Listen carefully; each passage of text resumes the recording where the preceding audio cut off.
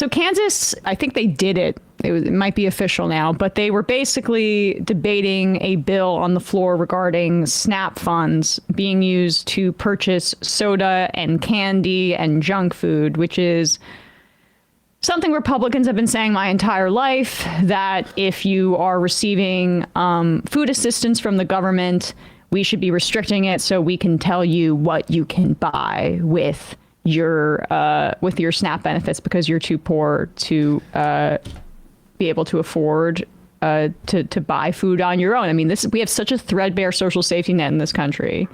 And SNAP is one of the only programs that keeps a lot of people from starving or with malnutrition. And oftentimes, unhealthy food or soda or chips, it's the cheapest food. Calorie rich, yeah. But also one reframe is the idea that this is just very generous food. There are restrictions that that SNAP can't be used to buy hot food. It's the most fucking disgusting policy, most elitist bullshit, most clearly like contrary to the whole complaint being made about junk food here, that you go into a deli, you can't get a hot sandwich.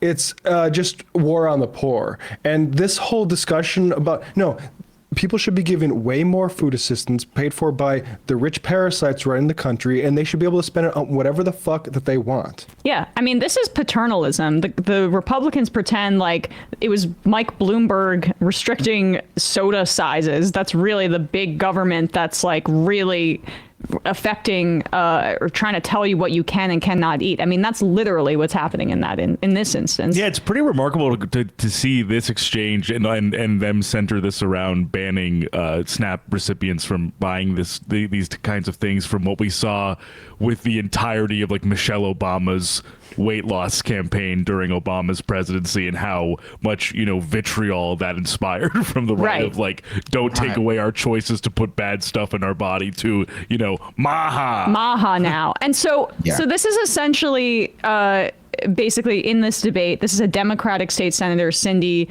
Hulsher. She's trying to combat the Republicans on this because they're trying to ban SNAP funds from being used on soda and candy, as I mentioned. And for folks that don't know, the federal government covers 100% of SNAP benefits to households.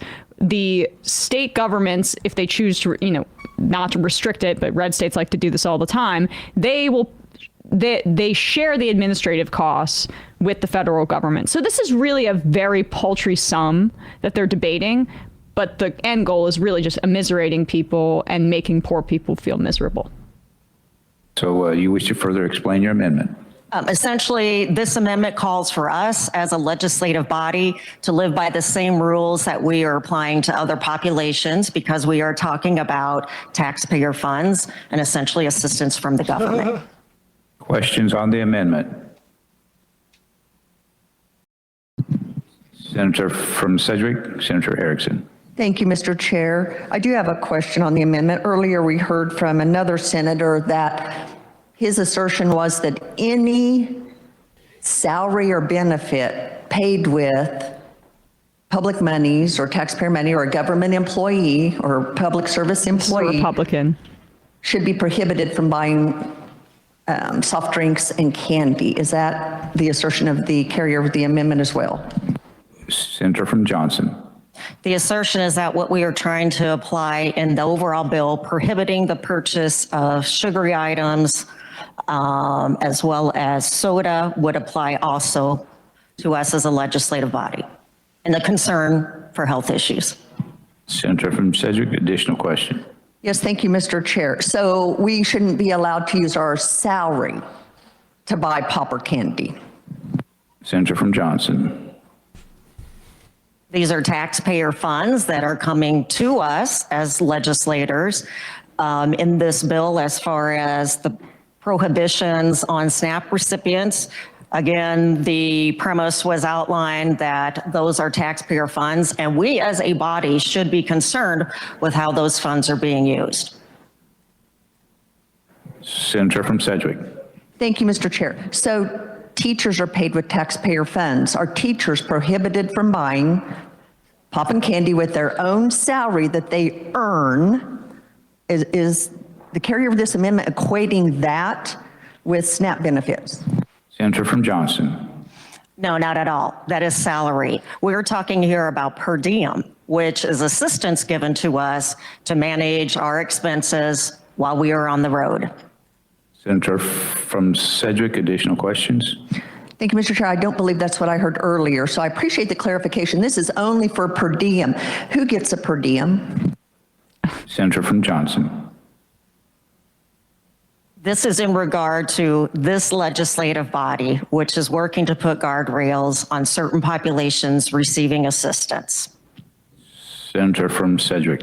Thank you, Mr. Chair. I think we can all see what this amendment is. It's a false argument. It's comparing apples and oranges from a salary and a benefit through employment and a SNAP benefit. And I would urge the body to vote this amendment down. Thank you. Oh, I'm sure you would. Evil. I mean, it's not the salary, and she was so specific. It's the per diem. This is not your salary. This is given to state legislators if they want to basically use this stipend, similar to a SNAP benefit, on food that they want to eat when they are working in the Kansas government. It's actually almost exactly analogous, but she betrays it there by basically saying, well, we're employed, so it matters. Oh, okay, gotcha. So again, this isn't about anyone being healthy. It's not about you being healthy or unhealthy with taxpayer dollars, or someone else being unhealthy with taxpayer dollars. It's about you feeling entitled to make whatever choices you want because you are on a higher income threshold than folks that may be on SNAP benefits who want to make the exact same choices with the same pool of money that you say should not be used for chips or pop or whatever. I mean, that was a good example of the hypocrisy right there. Right. And I think it didn't. That amendment failed, by the way. Right. I mean, yeah.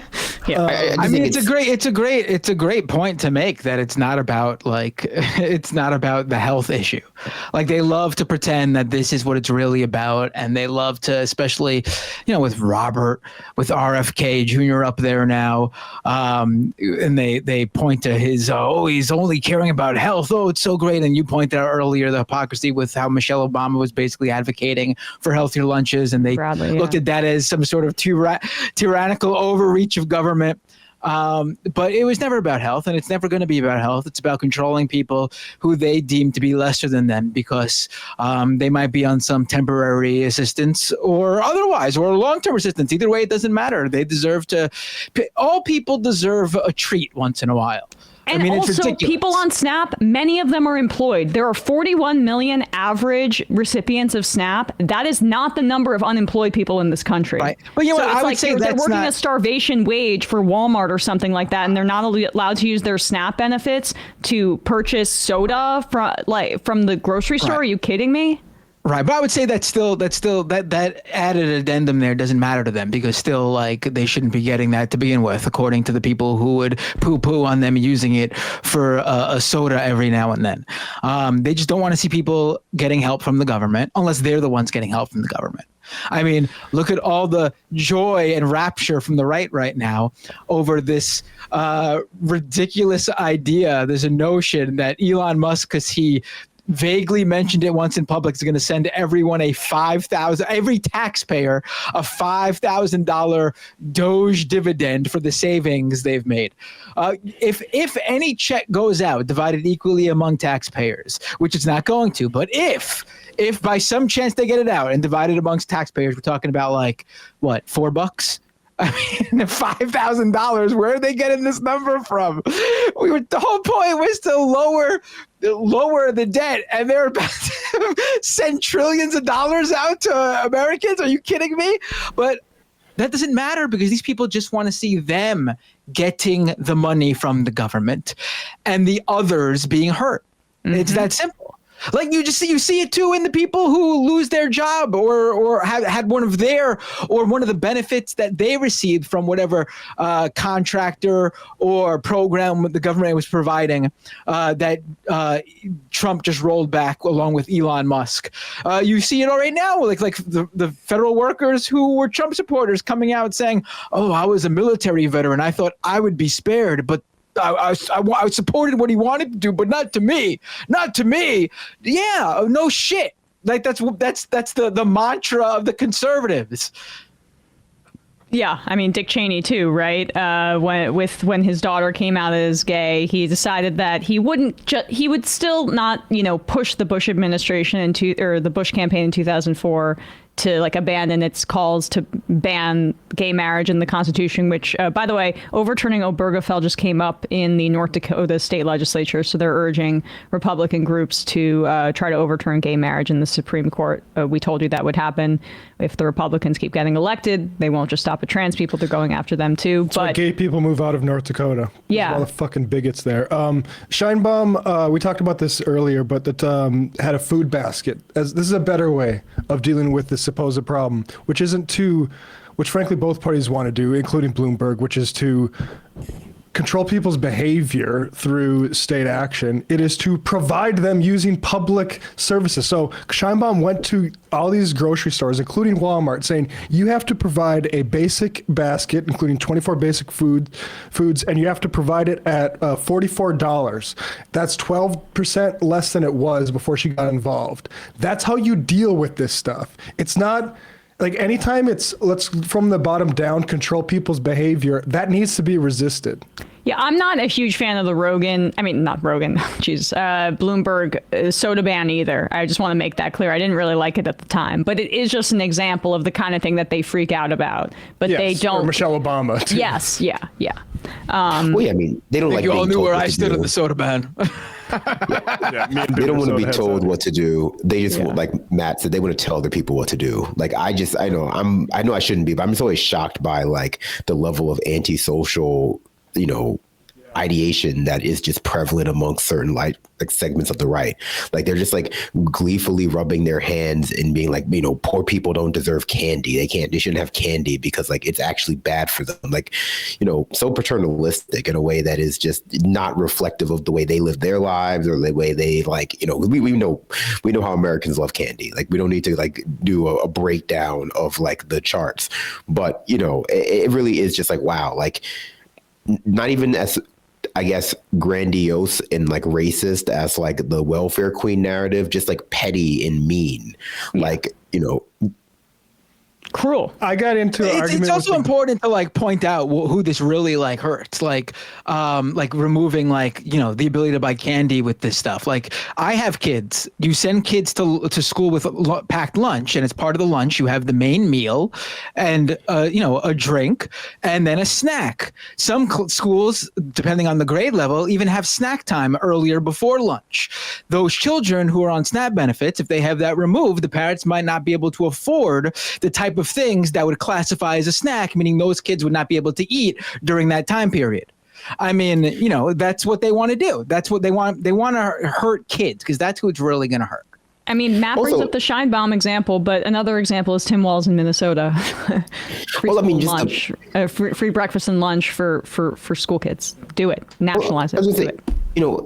And candy doesn't inherently, obviously in moderation doesn't inherently make you like, unhealthy. Lack of activity is more likely to make you unhealthy. And we know that Republicans don't want you to have any free time off of work. They want you to work until you die. And so like, you're not allowed to have candy when you're working your 18-hour shift at like Walmart. And you're also not allowed to have any free time that you might use to like improve your physical fitness in any other way. Like if you're not lucky enough to be like a podcaster or like a dynasty fail son who can afford to like work out 3 days a week and inject testosterone into your ass 5 days a week, you just don't get to be fit. You're just not allowed to have, not allowed to be fit, not allowed to have candy. But again, this is their reaction, I think, to the obvious and visible waning health conditions in the United States of America as a result of like the COVID-19 pandemic that was largely left unaddressed, our failing, healthcare infrastructure, and our just like the rising cost of healthcare broadly. And they're just going to try to pin it on like too many people are eating Twix bars, Yep. too many people are eating pathology choices. Yeah. And every stupid conservative Christian out there needs to salve their conscience with a tweet like this. This is what radicalized me. This is a guy replying to the Babylon Bee thing. I was buying canned veggies and ramen noodles and working 2 jobs, and the family in front of me bought a cart full of junk food with food stamps, then broke out another roll to pay for big screen TVs. I don't believe anything like that, but to the extent that people have experience on food stamps, all that I say is that those benefits should have even been more generous, paid for by the kind of guys like Elon Musk. And being petty and jealous about what other poor people are spending their money on is fucking disgusting. It's really gross. Right. What kind of what kind of person looks at someone who is less fortunate than them and gets angry and jealous over it? Like, that's a you problem, my man. Like that's you well, need they to get look off on putting their boots on people's necks. I mean, that's they are into hierarchies and they want to be on top. And just to give you the sense of how many, I mentioned the 41-ish million on average people who use SNAP in a month. In 2023, SNAP benefited 200,000 Kansas at a federal cost of over $500 million. But as I mentioned earlier, the administrative costs, that's what's on the state, and the federal government shares it with them. So it's just ridiculous. This isn't costing Kansas anything. In fact, it's a massive benefit for 200,000 Kansans. But where is this?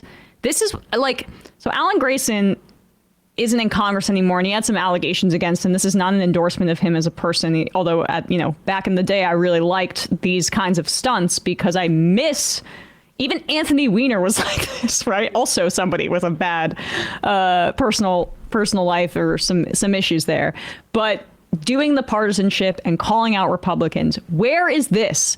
Alan Grayson, the Republican healthcare plan, die quickly. This was during the debate over the Affordable Care Act and patient protection during 2009, the Obama administration. The Republican plan for healthcare is that. No amount of Maha rebranding changes that because it still is a bespoke, personal choice driven healthcare philosophy that is about how many supplements you can purchase or how many, ounces of colloidal silver you put in your water or how many times you tan your butthole or whatever they're talking about. Or if it's red dye number 3, they ran that guy out of town. Exactly.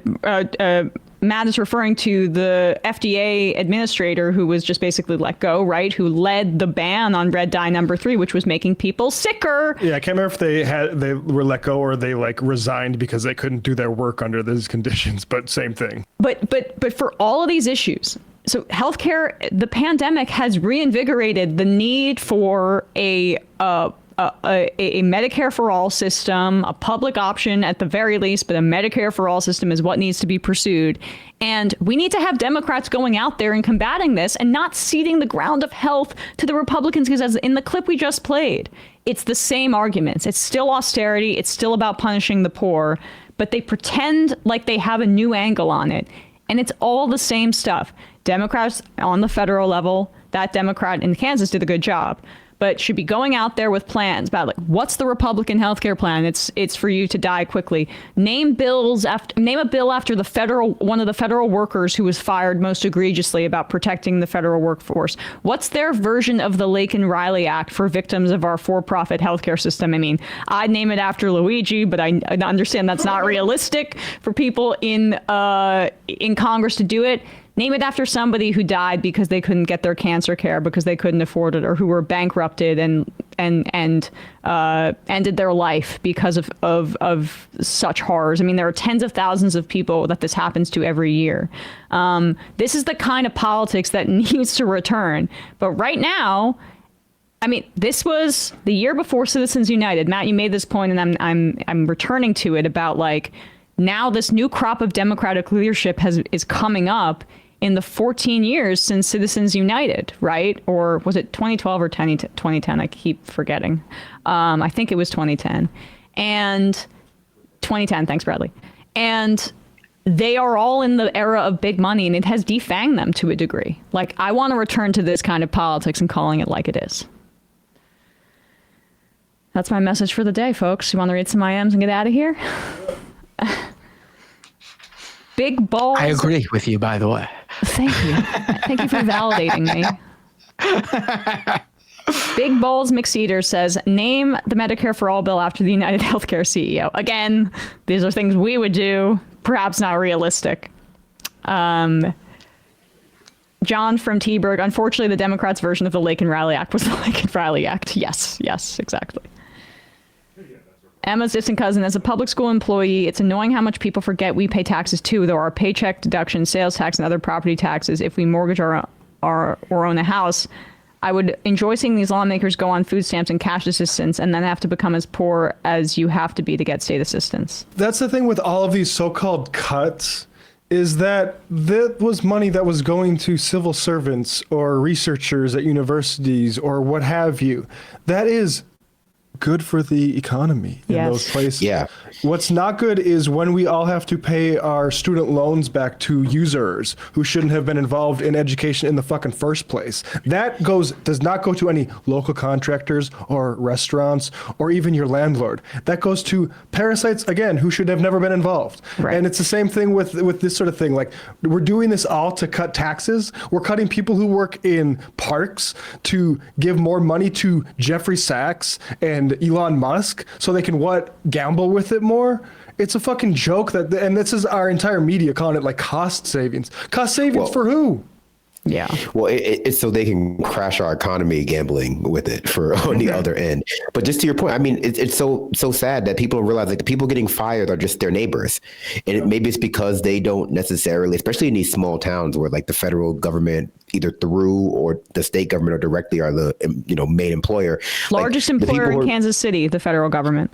Yeah, the people being fired are like your neighbors. And obviously the way we live now, people live in those huge McMansions and suburbs probably around Kansas City and don't even know most of their neighbors. But that's going to have a deleterious effect on your community, like, on the price of houses in your community, on like the occupancy rate of your community as people are forced to like sell and flee, that people just don't even realize it because they're just so hopped up on this idea that someone out there is getting money who doesn't deserve it. Someone out there is like, taking from me and using it for what they want. And I don't agree with that. Like it's very, very like, self-destructive. It's a very self-destructive type of ideology that has taken hold of like all of America, not just the Republican Party, but all of America. And it seems centered in these places like that are deep red. Yeah, I accidentally said Jeffrey Sachs. I mean David O. Sachs, the South African entrepreneur. And these people are parasites. They don't build anything. They're riding just monopoly into the ground as the things that they're supposed to secure an advantage on, like AI or like industrial capacity, is being dominated by China. In like not just the DeepSeek AI stuff. You also have their cars that are going to eat Tesla's lunch. These are the people that we have given the keys over to American economic priorities, and they have ran us into the fucking ground. They have planes crashing. Fantastic Moron says, as a SNAP recipient, I don't spend much of it on anything that doesn't need to be prepared. It's ultimately much cheaper to buy ingredients and cook it. That said, everyone who can grow their own food and should, especially in the face of cuts to the FDA. We all need to be self-reliant. But from a leftist perspective that adds sustainable practices and mutual aid, let's face it, we cannot count on support from anyone, regardless of ideology. We need the state. Yeah, we're not going to be able to replace the state. Sorry. Yeah, no, he's a SNAP recipient basically though. So he's just essentially saying it's supplemented. There are ways to grow in small urban spaces that can provide for a family. It just takes time figuring out. I agree with Matt's sentiments though. It can't be solved like that. But if you want to do something from a systemic perspective, but that is a beautiful idea, I think, in the short term, if you have the capacity to, but like specifically in apartments, it can be really hard. And also that money goes to farmers. Like it's not going to like do drag time story hour. It goes to people growing food. Yeah. Mr. Jackpots, what O'Brien is, what'd you say? No, you said drag time story hour. I thought you said Drake time story hour. And I'm like, damn, I'm glad that tax dollars not going to Drake. It's just Drake has been giving Drake millions of dollars to do library reading. Hey, folks, don't forget to hit the subscribe button and check out our daily show. We do it every day at 12 p.m. Eastern for about 2.5 hours. We even take phone calls. You should check that out.